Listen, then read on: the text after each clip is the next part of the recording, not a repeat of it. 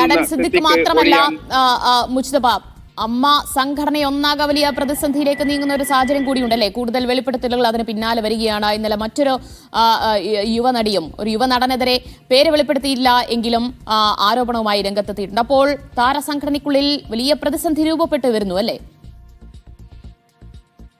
തീർച്ചയായും നിരവധിയായ ആളുകളുടെ പേരുകൾ ഈ റിപ്പോർട്ടിനകത്തുണ്ട്, പരാമർശങ്ങളുണ്ട്. നിരവധിയായ ആളുകളുടെ പേരുകൾ ഈ റിപ്പോർട്ടിനകത്തുണ്ട്, പരാമർശങ്ങളുണ്ട് എന്നതുൾപ്പെടെയുള്ള കാര്യങ്ങൾ നേരത്തെ തന്നെ പുറത്തു വന്നതാണ്. പക്ഷേ വിവരാവകാശ കമ്മീഷൻ അനുവദിച്ചത് പ്രകാരമുള്ള ഈ പേരുകൾ പുറത്തുവിടാൻ കഴിയാത്തൊരു സാഹചര്യം, ഇരകളുടെ സുരക്ഷയുമായി ബന്ധപ്പെട്ടൊക്കെ അത് വലിയ രൂപത്തിൽ കാര്യങ്ങൾ അങ്ങനെ പുറത്തുവിടേണ്ടതില്ല എന്ന് സർക്കാരൊക്കെ പറയുമ്പോഴും, പരാതി ലഭിച്ചാൽ മാത്രമേ കേസെടുക്കൂ എന്നതുൾപ്പെടെയുള്ള കാര്യങ്ങളിലേക്ക് സർക്കാർ പറയുമ്പോൾ പോലും അപ്പോഴും ആരുടെയും പേര് ഇതുമായി ബന്ധപ്പെട്ട് പരാമർശിച്ചിരുന്നില്ല. പക്ഷേ പിന്നീടാണ് ഇപ്പം നേരത്തെ ദിവ്യ സൂചിപ്പിച്ചതുപോലെ സിദ്ദിഖിൻ്റെ പേര് വരുന്നു, മറ്റു ചില നടന്മാരുടെ പേരൊക്കെ ഈ യുവനടി വെളിപ്പെടുത്തുന്നു. അങ്ങനെ ഇതുമായി ബന്ധപ്പെട്ട് വിവിധ കോണുകളിൽ നിന്ന് ഇങ്ങനെ അതിനു മുമ്പ് രഞ്ജിത്തിൻ്റെ പേരിലേക്ക് ബംഗാളി നടി അവരുടെ പേര് വെളിപ്പെടുത്തിക്കൊണ്ടുവരുന്നു. അങ്ങനെ സിനിമാ മേഖലയുമായി ബന്ധപ്പെട്ട് വലിയ ഒരു പൊട്ടിത്തെറിയിലേക്ക് കാര്യങ്ങൾ പോകുന്നു എന്നുള്ളൊരു സാഹചര്യം കൂടി ഗൗരവപൂർവ്വം പരിഗണിക്കുന്ന ഒരു സാഹചര്യത്തിലാണ് അമ്മ കഴിഞ്ഞ ദിവസം വാർത്താ സമ്മേളനം തന്നെ നടത്തുന്നത്. അതിനുശേഷമാണ് അദ്ദേഹം പറഞ്ഞ വാക്കുകൾ എന്താണോ അതിനെ പാടെ മറിച്ചിടുന്ന രൂപത്തിലേക്ക്, അതിനെ നേർവിപരീതമെന്നുള്ള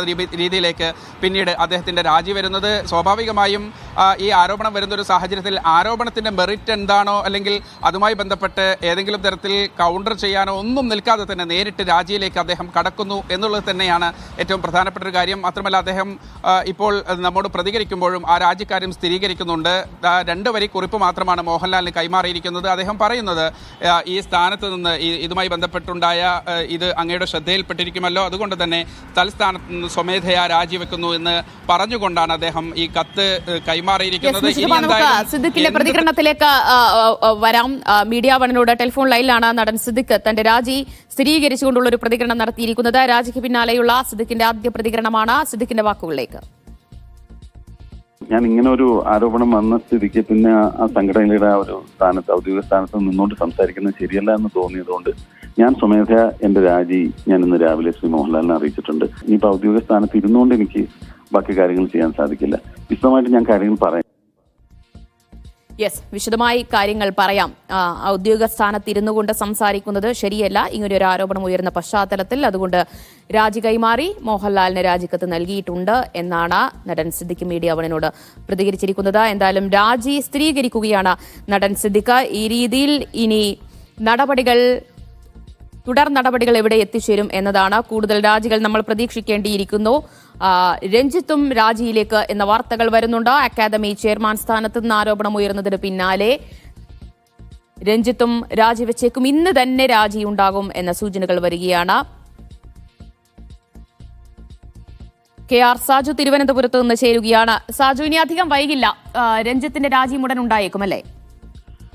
രഞ്ജിത്തിനും സിദ്ദിഖിന്റെ രാജിയോടുകൂടി രഞ്ജിത്തിനും മേൽ കടുത്ത സമ്മർദ്ദമായി മാറിയിരിക്കുന്നു. രഞ്ജിത്തിന്റെ രാജിയും ഉടൻ ഉണ്ടാകും. താൻ സ്ഥാനമൊഴിയാൻ പോകുന്നു എന്ന സൂചന അക്കാദമിയിലെ മറ്റ് അംഗങ്ങൾക്ക് രഞ്ജിത്ത് കൈമാറിക്കഴിഞ്ഞിരിക്കുന്നു എന്ന വിവരമാണ് ഈ ഘട്ടത്തിൽ നമുക്ക് ലഭിക്കുന്നത്. അതായത് രഞ്ജിത്തും രാജിയിലേക്ക് നീങ്ങുന്നു എന്ന് തന്നെ പറയാം. ഇന്ന് തന്നെ രാജി ഉണ്ടാകും.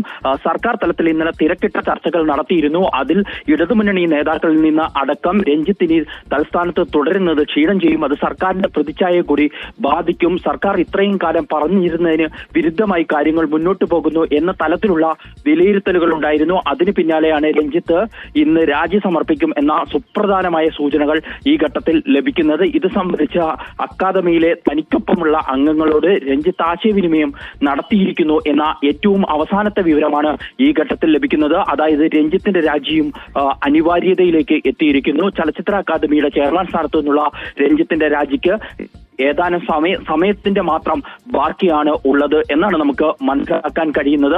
പ്രത്യേകിച്ച് അമ്മയുടെ ജനറൽ സെക്രട്ടറി സ്ഥാനത്തു നിന്നും സിദ്ദീഖ് രാജിവെക്കുന്നു. അപ്പോഴും സർക്കാരിന്റെ ഔദ്യോഗിക പദവികളിൽ മറ്റൊരാരോപണ വിധേയനായ രഞ്ജിത്ത് തുടരുക എന്നത് സർക്കാരിനെ കൂടി വെട്ടിലാക്കുന്നതാണ്. ഇന്ന് രാവിലെ സിദ്ദീഖിന്റെ രാജി പുറത്തു വന്നതോടുകൂടി ഇത്തരം ഒരു കടുത്ത സമ്മർദ്ദത്തിലേക്ക് കൂടി സർക്കാരും സാംസ്കാരിക വകുപ്പും നീങ്ങുന്നതാണ് ഉണ്ടായത്.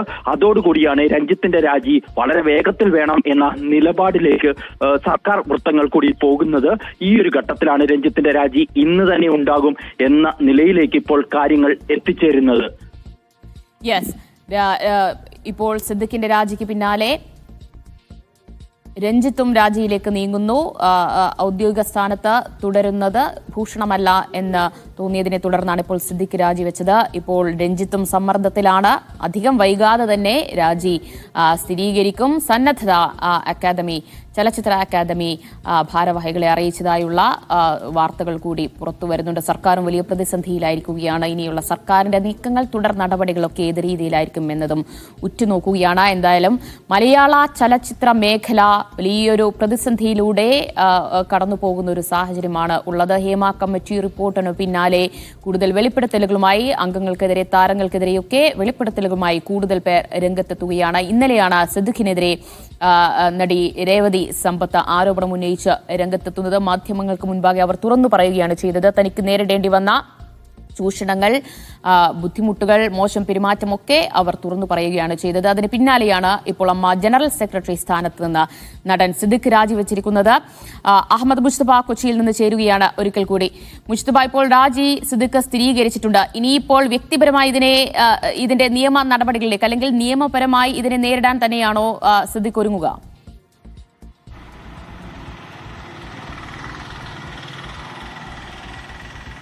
തീർച്ചയായും വർഷങ്ങൾക്ക് മുമ്പ് ഈ ആരോപണം വന്ന അന്നും ഈ യുവനടി തന്നെയായിരുന്നു സിദ്ദിഖിനെതിരെ ആരോപണവുമായി രംഗത്ത് വന്നിരുന്നത്. അന്നും പരോക്ഷമായി തന്നെ, അല്ലെങ്കിൽ ഇത് വ്യാജ പരാതിയാണെന്നുള്ള രൂപത്തിലായിരുന്നു, അങ്ങനെ ഒരു നിലപാടായിരുന്നു സിദ്ദിഖിന്റെ ഭാഗത്ത് നിന്ന് അന്ന് പ്രതികരണങ്ങളായി പുറത്തു വന്നുകൊണ്ടിരുന്നത്. പക്ഷെ അന്ന് നിയമ നടപടികളിലേക്കൊന്നും കടന്നിരുന്നില്ല. മാത്രമല്ല, ഇപ്പോൾ വന്നിരിക്കുന്ന ഈ ആരോപണത്തിൽ ഏറ്റവും പ്രധാനമായി നിയമ നടപടികളുമായി നമ്മൾ ചില കാര്യങ്ങൾ പരിശോധിക്കേണ്ടതുണ്ട്. ഒന്ന്, മാധ്യമങ്ങളിൽ പറഞ്ഞതിനപ്പുറത്ത് ഇപ്പോൾ രഞ്ജിത്തിന്റെ കേസ് തന്നെ പരിഗണിക്കുകയാണെങ്കിൽ സ്വാഭാവികമായും സർക്കാർ തലത്തിൽ പരാതി ലഭിച്ചാൽ കേസെടുത്ത് മുന്നോട്ട് പോകാമെന്നുൾപ്പെടെയുള്ള കാര്യങ്ങളാണ് പറയുന്നത്. ഇപ്പോൾ സിദ്ദിഖ് രാജിവെച്ച ഒരു സാഹചര്യത്തിൽ ഏത് തരത്തിൽ നിയമ നടപടികൾ വരും എന്നതുകൂടി നോക്കിക്കണ്ടായിരിക്കും സിദ്ദിഖിന്റെ ഒരു നീക്കമുണ്ടാകുക. പ്രത്യേകിച്ച് ഈ ഇന്നലെ ചില മാധ്യമങ്ങളിൽ ഈ നൽകിയ, നമ്മളൊക്കെ ആ പ്രതികരണങ്ങൾ കൊടുത്തതാണ്, നിയമ നടപടികളിലേക്ക് പോകാൻ തനിക്ക് താല്പര്യമില്ല, പക്ഷേ തനിക്കുണ്ടായ അനുഭവം ഇത്രയും വർഷങ്ങളെടുത്ത് ആ ട്രോമ മാറിയതിനു ശേഷമാണ് ഇപ്പോൾ പുറത്തു പറയുന്നത് എന്നാണ് യുവതി പറഞ്ഞത്. അങ്ങനെയെങ്കിൽ ഈ യുവതി നിയമ നടപടിയിലേക്ക് പോയി അതിനുശേഷം പിന്നീട് സിദ്ദിഖ് ഇതിനെ കൗണ്ടർ ചെയ്യുന്ന രൂപത്തിലേക്ക് കാര്യങ്ങൾ പോകുമോ എന്നുള്ളത് ഏറ്റവും പ്രധാനമാണ്. രണ്ട്, സർക്കാർ ഈ വിഷയത്തിൽ സ്വമേധയാ ഏതെങ്കിലും നിയമോപദേശം ലഭിച്ച് രഞ്ജിത്തിന്റെ കാര്യത്തിൽ അങ്ങനെ ഉണ്ടായിട്ടില്ല, പക്ഷേ സിദ്ദിഖിന്റെ കാര്യത്തിൽ അങ്ങനെ ഉണ്ടാകുമെന്നുള്ളൊരു കാര്യം കാണേണ്ടിയിരിക്കുന്നു. ഒരുപക്ഷെ അങ്ങനെ ഒരു നിയമ നടപടിയിലേക്ക് സർക്കാർ പോകുന്നില്ല എങ്കിൽ സിദ്ദിഖും ഈ വിഷയത്തിൽ പിന്നീട് എന്ത് ചെയ്യണം, അല്ലെങ്കിൽ ഇതുമായി ബന്ധപ്പെട്ട് ഏത് തരത്തിൽ നിയമ നടപടികളുമായി മുന്നോട്ട് പോകണം, കോടതിയെ സമീപിച്ച് ഈ തൽക്കാലം ഈ രൂപത്തിലുള്ള ഈ വിഷയങ്ങൾ വന്നൊരു സാഹചര്യത്തിൽ നമുക്കറിയാം കഴിഞ്ഞ ദിവസം കോടതിയിൽ നിന്നുള്ള വാർത്തകൾ നമ്മൾ നൽകിയതാണ്. അതായത് ഈ വിഷയത്തിൽ സീൽ ചെയ്ത കവറിൽ ഹേമ കമ്മിറ്റി റിപ്പോർട്ട് നൽകണം, കോടതി അത് വളരെ